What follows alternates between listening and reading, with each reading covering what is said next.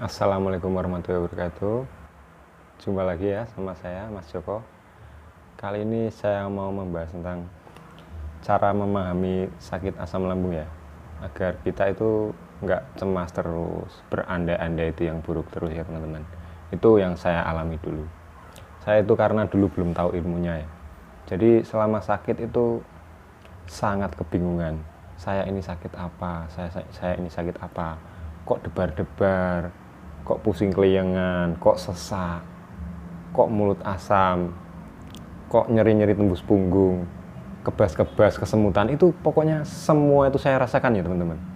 Jadi wajar ya, saya itu dulu sampai ke UGD bolak-balik.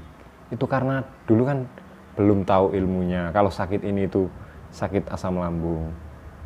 Ditambah lagi kecemasan saya itu sangat tinggi ya dulu ya.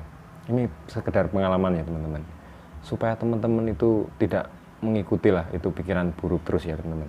Ini cerita saya teman-teman. Jadi pas awal-awal sakit itu benar-benar yang panik, itu nggak tahu saya ini sakit apa.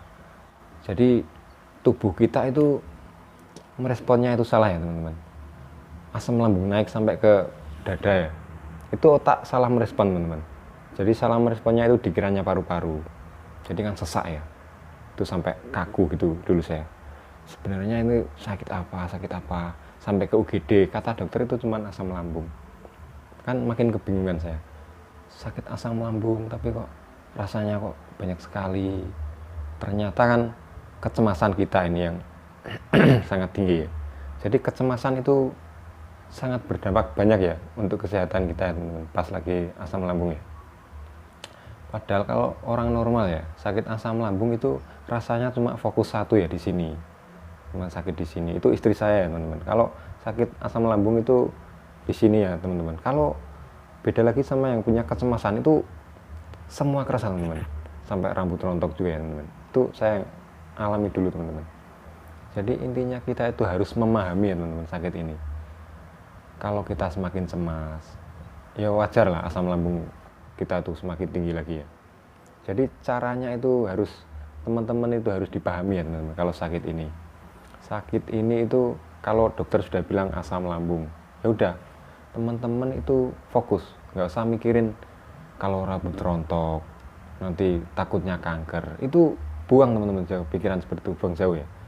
Soalnya rambut rontok itu kita kan asam lambung lagi tinggi ya, jadi perut itu masih error teman-teman, mengolah nutrisinya, menyalurkan ke seluruh tubuh itu kurang ya teman-teman. Jadi wajar itu rambut kalau rontok, kan kekurangan nutrisi. Jadi saran saya itu setiap hari itu makan sayur teman-teman. Pokoknya intinya kita itu makan terus teman-teman. Jadi agar teman-teman bisa makan, bisa cepat pulih ya, itu makannya itu sedikit tapi sering, sedikit tapi sering. Itu teman-teman. Pokoknya ilmunya itu cuma satu ya, makan sakit ini, sama jangan cemas-cemas. Ini juga teman-teman ada yang tanya ya, Mas pernah kedutan nggak dulu di kaki? Ya pastilah. Saya itu semua yang kalian rasakan itu saya rasakan teman-teman. Bahkan saya itu sampai BAB itu sampai hitam teman-teman. Itu kan kalau BAB hitam kan tandanya kan perut masih ada luka ya teman-teman. Jadi darah itu kalau dicerna itu jadi hitam teman-teman. Itu yang saya pelajari teman-teman. Itu saya dulu cara ngatasinya itu makan pepaya teman-teman. Makan pepaya terus. Pepaya kan sangat baik ya buat lambung. Pokoknya buah paling murah itu pepaya dulu saya teman-teman. Itu setiap hari itu saya makan pepaya. Intinya teman-teman itu kalau sudah dokter sudah ngomong ya, kalau kamu itu hanya sakit asam lambungnya, fokus cara nanganinnya asam lambung gimana, makannya gimana, pantangannya apa, itu teman-teman harus fokus itu aja. Gak usah lah tanya-tanya, kok tiba-tiba kok kedutan, tiba-tiba kok nyeri-nyeri. Memang seperti itu teman-teman, namanya juga lambungan otak kedua ya teman-teman. Jadi wajar kalau seluruh tubuh itu kerasa semua, karena yang menyalurkan nutrisi itu lambung teman-teman. Nah itu teman-teman, ini pengalaman saya teman-teman. Saya itu dulu nggak ada temennya sakit ini teman-teman. Video dari YouTube itu saya cari sakit berdebar-debar, itu malah yang ada itu malah jantung. Nah itu malah membuat saya makin parah dulu teman-teman. Nah tiba-tiba saya cari terus Kang Rohimat. Nah itu baru itu saya paham, oh ternyata sakit ini kalau kita cemas itu semakin berdampak tidak baik ya untuk asam lambung ini. Jadi saya tuh setiap hari saya kontrol. Terus saya cara menghindari cemas itu aktivitas di rumah. Contohnya pokoknya pekerjaan apa saja yang saya lakukan teman-teman dulu, seperti ngupas kacang, nyapu, itu saya lakukan teman-teman agar pikiran-pikiran negatif itu teralihkan ya teman-teman. Itu cara saya teman-teman, sama mendengarkan sholawat setiap hari. Pokoknya setiap hari mendengarkan lagu-lagu. Memang dulu saya itu mendengarkan lagu-lagu itu terasa hampa, tapi nggak apa-apa teman-teman, itu dilatih terus ya. Nanti kan lama-lama kan enak sendiri ya. Soalnya kan saya ngalamin dulu. Jadi saya itu kalau ada teman saya lagi garap motor, kan bengkel ya teman saya, itu saya liatin terus teman-teman. Itu bisa mengalihkan lah stres-stres, daripada nanti di kamar terus kan malah macam-macam ya, lihat googling yang aneh-aneh. Itu cara saya ngatasinya itu keluar teman-teman. Ya walaupun memang sempoyongan teman-teman, tapi kan kalau nanti di bengkel kan duduk sambil nyender gini ya, kan nggak apa-apa teman-teman. Itu cara saya ngatasi kecemasan itu seperti itu teman-teman. Pokoknya teman-teman itu kalau jaga pola makan, pola pikir, pola hidup, pasti sembuh teman-teman. Pokoknya jurus paling ampuh itu 3P teman-teman. Nah, saya itu dulu kebingungan sampai Om Buk itu setiap hari itu saya WA dulu teman-teman. Sampai sekarang teman-teman. Terus aku mau bikin YouTube itu sharing sama Om Buk. Om, kalau saya bikin channel gimana? Bantu ya. Oh iya Mas, saya bantu. Kang Rohimat juga saya dibantu teman-teman. Di share di komunitas. Alhamdulillah teman-teman. Jadi intinya saya bikin channel ini ya teman-teman. Itu agar teman-teman itu terbantu lah. Agar semangat ya, semakin semangat ya untuk sembuh. Pokoknya gratis lah channel saya ini teman-teman, buat memotivasi kalian supaya cepat bangkit ya. Sebenarnya penyakit ini itu semua orang itu ngalami teman-teman, sakit asam lambung. Tapi kan orang-orang yang di luar sana itu kan tidak merasakan kecemasan ya teman-teman. Jadi kan cepat sembuhnya, paling sebulan 2 minggu kan sembuh ya teman-teman. Kalau kita itu kecemasannya itu sangat tinggi ya, jadi asam lambung itu keluar terus teman-teman. Jadi kan nanti asam lambung kan sifatnya keras ya, kalau mengiritasi lambungan, kalau kena lukanya kan makin lama ya sembuhnya. Nah jadi pola pikir itu sangat pengaruh teman-teman. Kita itu seharusnya bersyukur teman-teman dikasih penyakit asam lambung ini ya. Soalnya kalau kita tidak dikasih asam lambung ya, jadi kita itu malah kalau makan apa-apa malah sakit teman-teman. Soalnya asam lambung kan membantu pencernaan ya teman-teman. Cuman kalau berlebihan itu kan nggak bagus ya teman-teman. Cuman itu teman-teman, sakit kita itu cuman asam lambung yang berlebihan teman-teman. Caranya gimana supaya nggak berlebihan?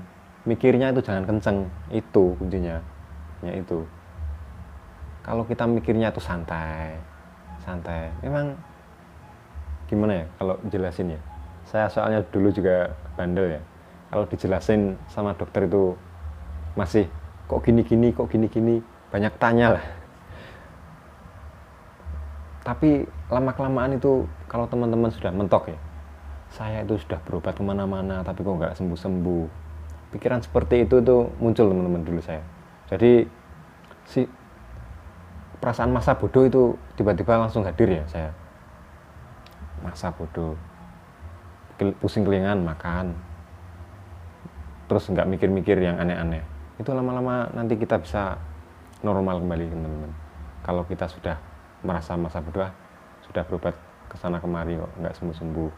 Kan kata dokter kan cuma asam lambung. Jadi perasaan ngeyel ngotot kalau ini nggak apa-apa itu nanti kita bisa meningkatkan mental ya.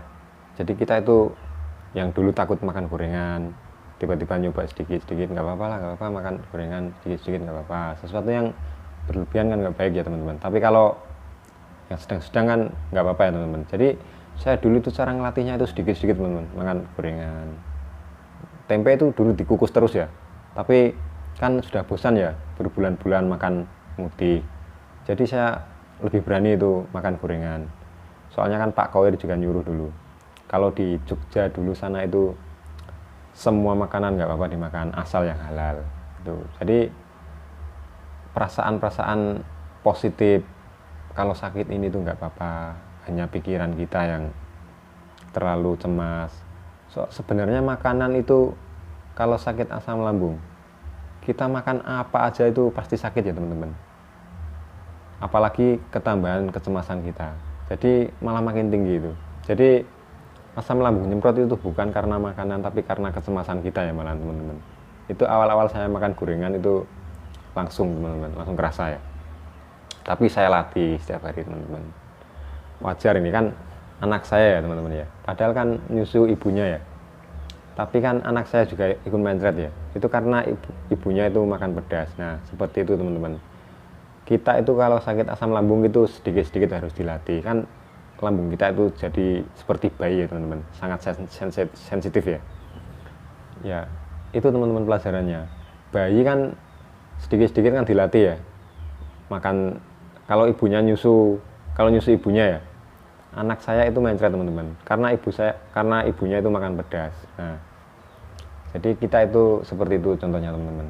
Kalau kita sakit perutnya, makannya itu jangan pedas-pedas dulu, dilatihlah sedikit-sedikit, nanti lama-lama kan kembali normal ya. Seperti itu teman-teman. Jadi intinya kita itu makan sedikit, sama pola pikir sama pola hidupnya itu dijaga ya teman-teman. Makan sedikit tapi sering lah intinya. Sakit ini tuh sangat tidak berbahaya teman-teman. Video kali ini segini dulu ya teman-teman. Pokoknya ikuti terus channel saya teman-teman. Channel saya itu gratis dan membuat semangat kalian itu membara biar semakin sembuh gitu loh. Minimal saya itu bisa menemani teman-teman biar tidak cemas terus. Saya itu soalnya kan mengalami ya, jadi teman-teman itu lebih masuk lah kalau diceritain sama pengalaman-pengalaman orang yang sembuh ini ya, gitu teman-teman. Sekian, assalamualaikum warahmatullahi wabarakatuh.